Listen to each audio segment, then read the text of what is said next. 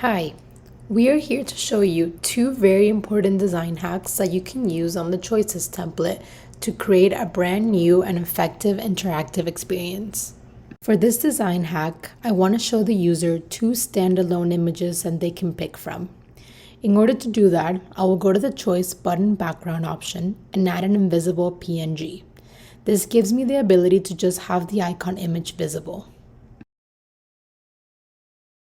For this game, I've created a couple of images I can use.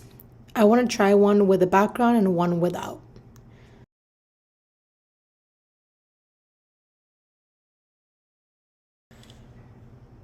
Personally, I like the transparent background more since it shows the image clearly, so I'm going to change both of them.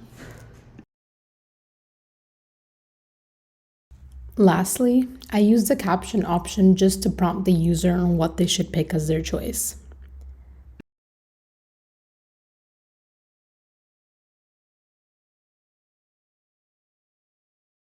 For the second hack, I actually do want to use the choice button background available as the background for my images.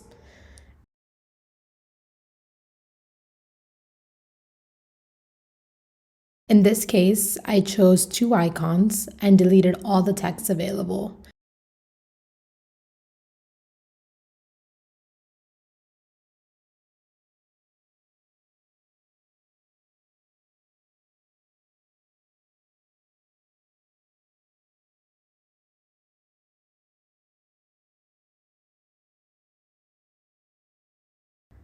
Since I am not going to use the text in the choices, I am going to utilize the banner option as my text prompt for the user.